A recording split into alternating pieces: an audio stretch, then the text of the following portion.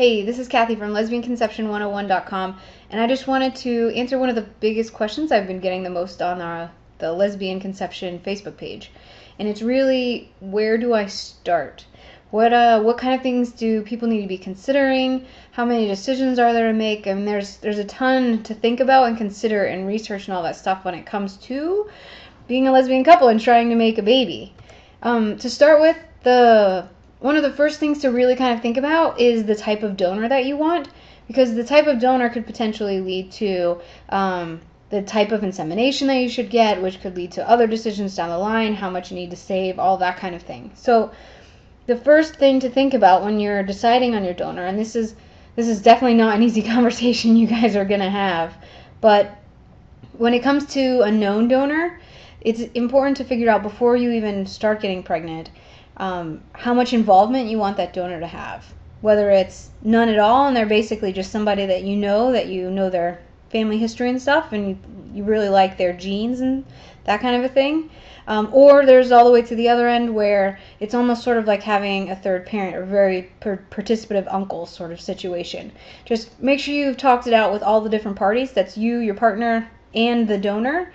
And then make sure it's legally protected for all of that. And there's ways to protect it depending on like what state you're in. So like in California, if that donor were to donate through a bank and do what's called a directed donor, then the law actually there's a code 7613 that protects for that sort of situation. Additionally, if you don't want the person to like come over to your house because it's weird or something, you could get them to go through the sperm bank just to make it so that you pick up the sperm when it's time and you take care of it that way. For if you're thinking about going unknown, and of course there's all sorts of different advantages with unknown. For some folks, their partner just doesn't want to know who the biological father is because it kind of like takes away, or maybe they don't want to have to ever risk down the line if something were to happen, anyone coming after the family, anything along those lines. There's just a lot to think about, known versus unknown. But if you decide to go unknown, there's different sort of donors depending on what cryobank you kind of do your research in. And we did a California cryobank, which is just cryobank.com, and they have open and closed donors. So what this means is when the kid is old enough, they can choose to find out essentially who the biological father is. And donors, when they donate the sperm, they'll put down whether or not they want this open or closed sort of thing. So it's just one more thing to consider when you're looking at the unknown folks. If you're really worried about the legal considerations of a known donor, unknown may be the best choice for you. And then also with unknown, you'll have to purchase the sperm, and then you'll also have to store it. And a lot of the times you can store it where it's purchased, but it's just another expense to consider. And sometimes when you buy a certain amount of sperm, you'll get free storage from a place. But then also don't forget about shipping costs. Also, if you want more on sort of the costs associated with each one of these, just make sure you go to lesbianconception101.com. I've got a guide that kind of walks through more of this. For donor selection, whether you're going known or unknown, these are all important things for you guys to talk about and to really consider. The first is the family medical history. I mean, obviously these genes are going into your child, so you want to make sure you're giving the kid as clean a bill of health as possible. The appearance, for us, we wanted a donor that looked similar to one of us, just based on dominant genes sort of thing, because we want the same biological father for both kids, and we both plan on carrying at some point. I currently am carrying. So what the person looked like, sort of their attributes, personality type stuff that they had in their profile, that kind of thing, were all important to us. Background, a lot of fertility places or cryobanks will give you a pretty detailed history. And so you can kind of go through and decide, well, what's important to you? Is them having a degree important to you? Or whether they're into sports or art or music or something, like what along those lines is important? Another issue to consider is quantity, especially when you're going with an unknown. Because they may have only donated a certain amount of times. Some donors will be open to the cryobank reaching out and asking for more donations. Some donors will have a lot of successful pregnancies, and you have to decide, do you want your potential progeny to have multiple half siblings out there or not? There's also an issue of the type of sperm, and this can be easily remedied. So there's essentially sperm as it is, as it comes, and then they wash it and it becomes sperm that can be used for an ICI. And I'll go into exactly what ICI and IUI are on the next slide, but that's the first sort of washing, and then there's an additional washing that'll make it good for IUI. You can use IUI sperm for ICI, but if you decide to do IUI and you have ICI sperm, your doctor at your fertility center is going to have to, they'll have to wash it the one more time to make it of a good enough quality for IUI. And then finally, as I mentioned before, is just like the open or closed. Whether or not your child will be able to, if it's important to you for your child to be able to reach out down the line and find out who their biological father is.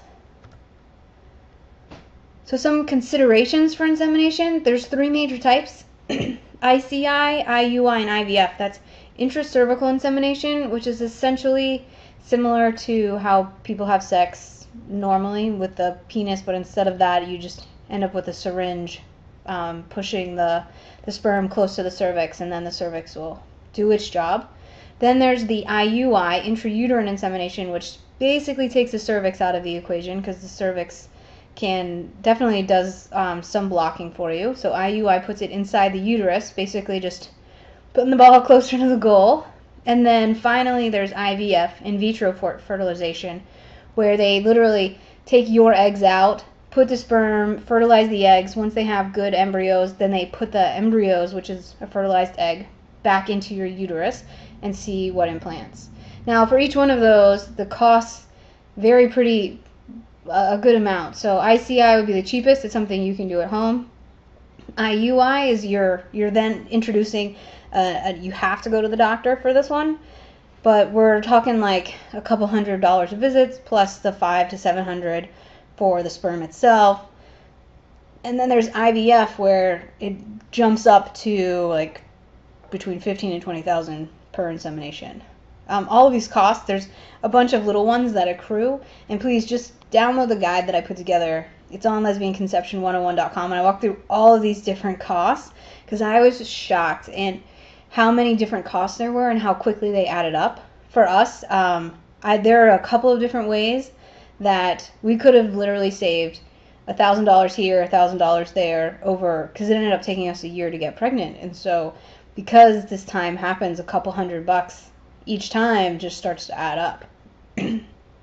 Another thing for insemination to consider is legal protections. If you go through a fertility center, in some cases, you get more protections than if you were to do it at home.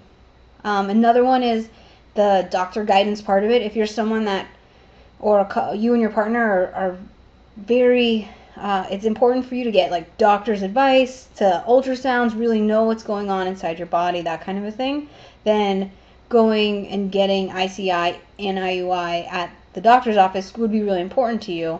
But if you're going to do those visits anyway, then maybe IUI is a good choice for you. Just different things to consider. You can also go to the doctor's office just for like an advice sort of meeting. To go back to the insurance part of it, so insurance, it really depends on your insurance, and it's really important to call them and ask them, hey, what do you guys cover?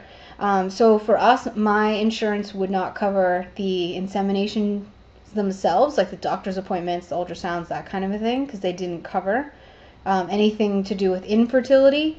And sadly, even though there's nothing that says we're infertile, because we just don't have sperm in our relationship, that's why we're not getting pregnant, because we are doing fertility treatments, it automatically pushes us into this sort of fertility treatment category.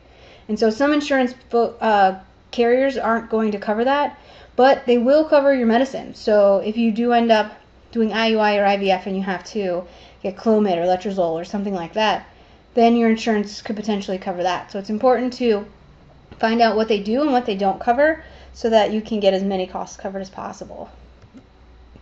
And finally, so think about all those different things, the donor, who do you want it to be, what's important to each one of you. It's a really important conversation for you to have with your partner or your wife or your spouse.